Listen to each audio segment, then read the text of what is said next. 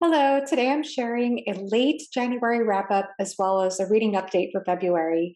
So, coming into 2022 was interesting because I finished Malazan Book of the Fallen, the final book, The Crippled God, at the end of 2021.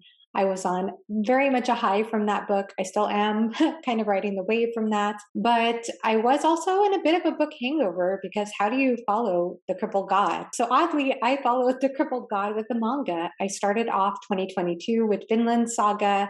And for some background, I had only read two other manga before. I read one called Orange, which was like a contemporary YA time travel one.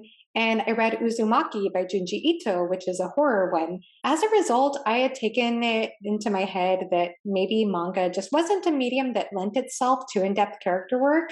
And I was so pleasantly surprised and happy to be proven wrong when I picked up Vinland Saga because the characters are fantastic in that manga. It is fantastic. So, this is a Viking manga. We have a young man who is brought up by a group of mercenaries who killed his father. And so he has sworn vengeance against the leader of this group of mercenaries as they are using him to do their work. And they don't take him seriously because he's young, but he's very fiery, very determined, very skilled. And you get the impression that they're probably underestimating him a bit. You do get flashback sequences to learn more about what happened, how it happened as you read on in the manga, but it is so well done. It is such an exciting, thrilling adventure.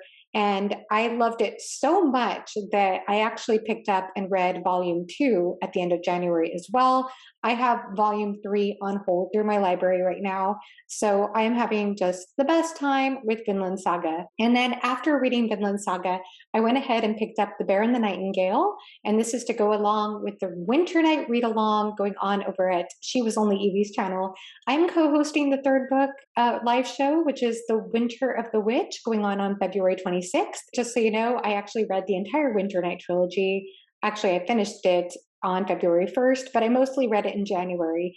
So I absolutely adored this trilogy. It starts out, it's with an omniscient narrator, and it's Russian folklore inspired in medieval Russia, northern Russia, I should say, in this little village in the woods. It's very snowy, very atmospheric. We are following this family as they're huddled around an oven, and the nurse is telling Russian folklore stories. Little by little, we start to zoom in on the youngest daughter in the family, Vasya.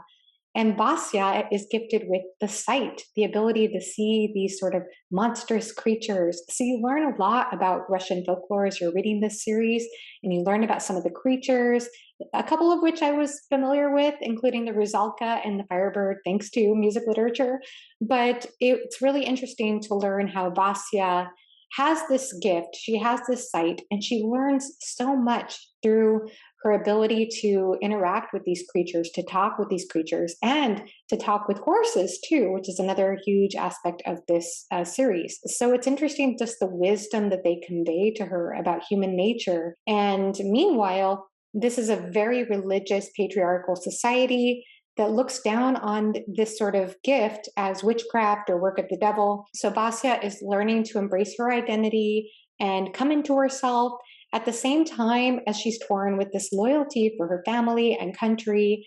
And it is just a beautiful story. It is so well told. The sibling dynamics are fantastic, has fantastic themes on, of course, loyalty and personal freedom and valuing the personal freedom of others.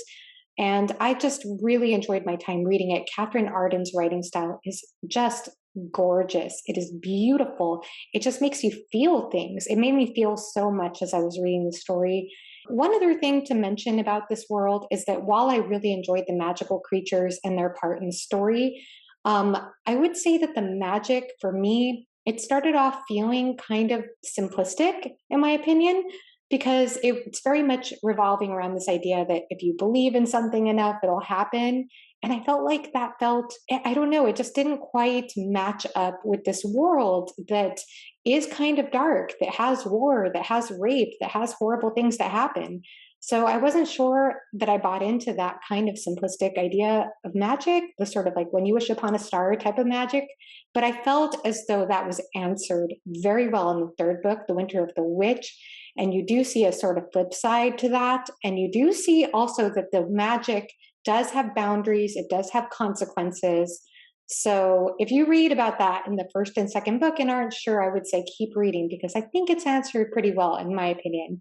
And also, I want to say that Klaus, the contradictorian, did a wonderful review of the first book, The Bear and the Nightingale. And he talked about the villain in the story and how well Catherine Arden brings to life this villain, because she writes the villain in such a way where you don't like this person, but you understand why he is the way he is.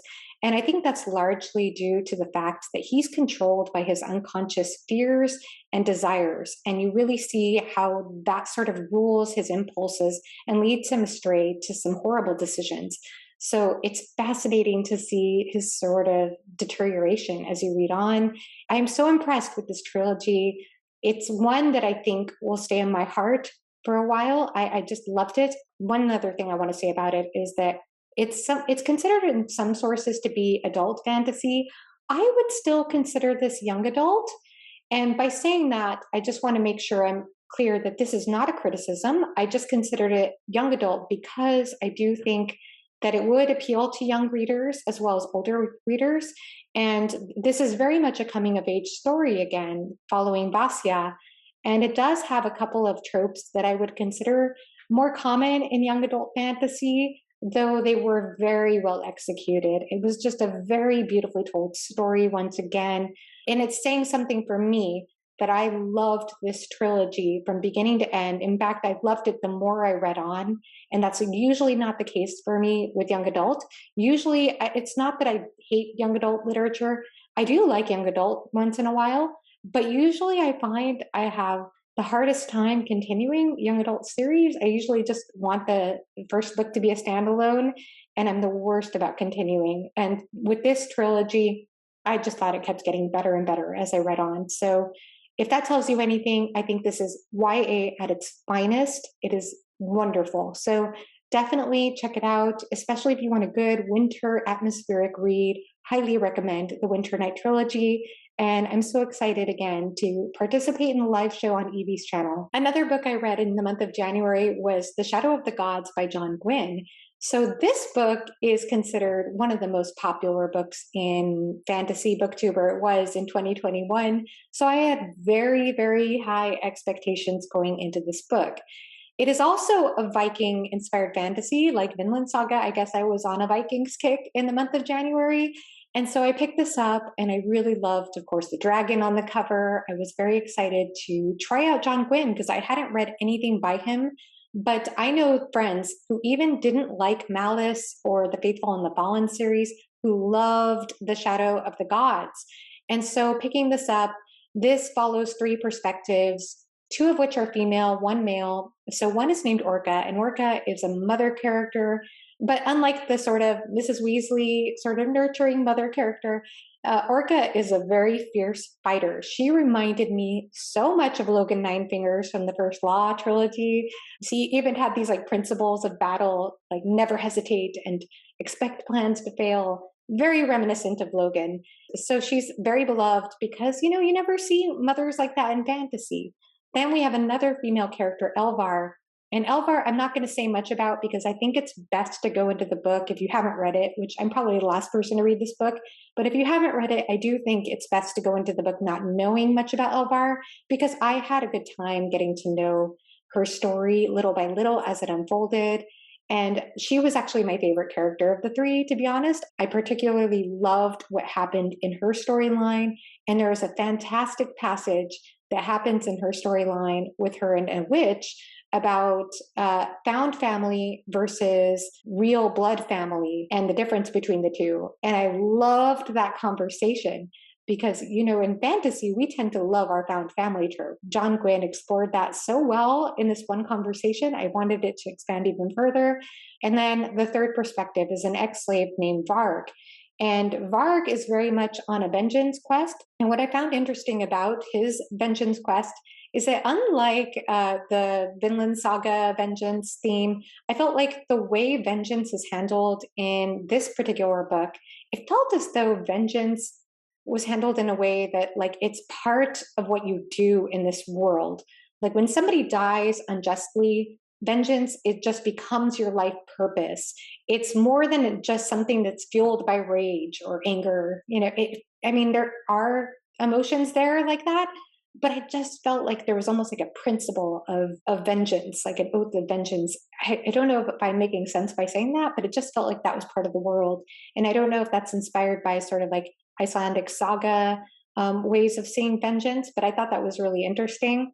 And this book will very much appeal to modern fantasy readers for a lot of reasons. For one reason, it does have that very direct kind of writing style, sort of akin to Sanderson in a way where you're not getting a lot of info dumping. By the way, I think that he handled that very well, where you are just given information little by little, and it's presented through the characters as the story unfolds. You have very short chapters. The pacing is very, very good. And his plotting, like Sanderson, is very good. There were some fantastic reveals at the end of the book.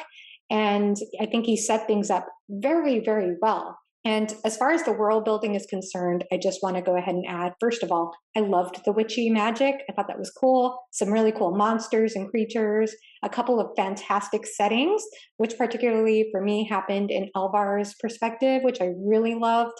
And the other thing is that there are tons and tons of terms, which I believe are Norse terms, many of which I could not pronounce. In fact, one I read over and over again, Seeks, I think is the correct pronunciation. I kept mispronouncing it in my head, and that might even be wrong still. He really did his homework, or he knows his Viking stuff. That's for sure. I know that John Gwynne is also a Viking reenactor. He is very, very knowledgeable, and it shows through in this story. Now, I did have a couple of things that didn't appeal to me personally, and that made it a little bit of a struggle for me to read this book, and it had to do with personal preference. And that is, there was quite a bit of attention placed on armor and weaponry, what people were wearing, braids and beards. And for me, it's not those things are not interesting. I think they are important aspects of the world. I just felt as though there was more attention to that than I would have preferred, quite a bit more than I would have preferred. And also, there was a lot of attention brought to food, and I'm just not that into food. I don't mind it now and then, but I felt like there was so much food in this book. And again, part of the world, just not what I'd prefer to focus on as much. And then another thing had to do with dialogue, because while each of these three characters were characters that you want to root for, that you care about, they were also surrounded by a lot of side characters. And to be honest with you, that's where I had the biggest struggle. I had a hard time distinguishing the side characters from one another, a very hard time. In fact, I felt like a lot of the distinguishing features came back to like beards and braids and scars and armor. And it was just hard for me to follow that. In fact, there was one storyline that had two younger male characters, and I could not tell you the difference between these two male characters. And so that made this a bit of a struggle for me. And honestly, I'm the only one I know of who had this struggle. I feel like a majority of readers loved this book. And when I started to decide that maybe this just wasn't quite my personal reading taste, then I was very surprised by really enjoying the last 70 pages quite a bit. So I had some mixed feelings about this book. So despite my personal reasons for not connecting to this book to the level other people did, I can understand why it is so popular. And I do wish the trilogy success. And I may pick up the second book, possibly. But overall, I can see a lot of promise, especially with those reveals at the end of the book. Okay, going on from there, the other book that I'm currently reading, or that I started in January and now I'm reading still, is The Daughter of the Moon Goddess by Sulin Tan. And this is a debut novel. Actually, I'll go ahead and read this. It says, an enthralling debut fantasy inspired by the legend of Chang'e, the Chinese moon goddess, in which a young woman's quest to free her mother sets her on a dangerous path and pits her against the most powerful immortal in the realm. So I was already really captivated by that description, and the beautiful cover of this book was what made me pick up the audiobook. And as I said before, I'm not one who usually gravitates towards YA fantasy, but this one just sounded appealing, a Chinese-inspired whimsical fantasy. I just thought I'd give it a try. And I'm enjoying it okay. I think it's interesting. So first, the positives. I think that this author has some very beautiful descriptions, very whimsical writing and settings. I really love the settings in this book. That's something that seems to be very important to me. I like to feel kind of immersed when I'm reading a book, feel immersed in the setting, and I really love the imagery of the moon and the celestial kingdom and floating around by cloud. And of course, this main character that we're following she's a very strong main character. The challenge I'm having with this book, however, is that it's told in first person, and this author has a very flowery, sort of formal writing style. And it's not hard to read. It's very, very easy to read. It flows very well. But it's just that it's very, very hard for me to believe this is a young teenage girl speaking in first person. If it were in third person, I feel like I'd be believing it. But in first person, it just sounds a little over the top, a little contrived. I'm having a hard time suspending my disbelief. And so that's why I picked up actually the physical copy through the library, because I wondered if maybe just reading it with my eyes would help me with that adjustment. And this is very YA. I mean, I think there's hints of a love triangle starting to emerge. I know a lot of people love this book, so I'm hoping that I will enjoy the second half, but I have to be honest that first person narration with this type of writing style is kind of a struggle for me. Lastly, I am reading Altered Traits by Richard Davidson and Daniel Goleman. Daniel Goleman is the best-selling author of Emotional Intelligence, which is a book that's been around forever. I am buddy reading this with Brandon from Brandon's Bookshelf.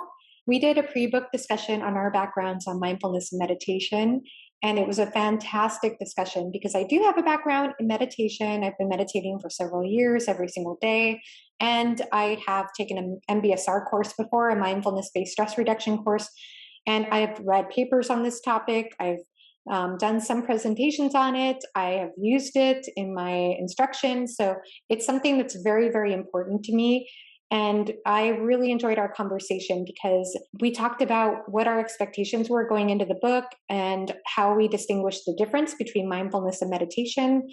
I am so happy with this book so far because I feel like it's addressing a lot of the concerns I had going into it. I was a little afraid when it talked about the science of mindfulness that this was going to be overhyping research studies, as you see in the media all the time, glamorizing the information that researchers present. So I wasn't sure how this was going to be presented, and I'm so pleased with the honesty, with the transparency that these two authors have brought to this topic. They have talked about the history of how the scientific community has slowly come to embrace this topic since the 60s, when it was first kind of, I think, entangled with the sort of hippie culture at the time, and how they've come to divide it from that over time. The other thing I really appreciate is how they've talked about flaws in past research studies on this topic when it comes to design and kind of limitations to studies. So I thought that was very impressive that they were so transparent about those things, but they have been able to comb through thousands of studies since then and find some very strong evidence for ways in which the brain is actually altered by this practice, by these practices in mindfulness. And they're very specific about which practices in mindfulness will actually lead to specific results. And so it's very, very clear in that way. And you don't have to have a big background in research to understand this book. It's very, very readable. I especially loved the section on compassion and empathy and what that does to the brain and the specific practices that specifically affect that, as well as the section on attention, which is also fascinating. The reason it's called Altered Traits is because a lot of times when people practice mindfulness or discover this practice or take an MBSR course or something, they might have some sort of powerful heart-opening or mind-opening experience with it, which is very common. But then the next time they get cut off in traffic, they might be cursing out the person who cut them off. And that's very common. But in that case, that usually points to the fact that what they experienced, that really beautiful opening experience they had, was more of an altered state, not necessarily an altered trait. Whereas an altered trait through neuroplasticity is when you practice something over and over again enough that you reinforce neural pathways in the brain and you actually start to make actual changes in the brain. that are sustainable over time. So that's what that is pointing to. And they have such good evidence about what practices, again, lead to these changes. And I'm really enjoying what I'm learning so far. I'm not yet done with the book. I know Brandon finished it and loved it, but we are going to have a post book discussion on his channel. So if this topic interests you at all, whether or not you're interested in spiritual practices with meditation, you don't have to be. Mindfulness can be completely divorced from any sort of spiritual practice or concept. But I'm very excited to see what we have to say about this book. So definitely check that out. Brandon's Bookshelf, fantastic channel. Love his channel, love his content. And that just about wraps up what I've been reading lately and my January wrap up. I do have a couple of books I'm hoping to get to in February, including The Heroes by Joe Abercrombie, which I'll be buddy reading with Gregory LaPerche, and Wizard and Glass by Stephen King, which I have checked out from the library. I hope I can get to it. It is a chunker, and I have some stuff coming up in March I need to be ready to get to. So that's what's going on for now, though. Please let me know what you're reading right now or your thoughts on anything I shared. I'd love to hear from you, and have a great rest of your day. Bye-bye.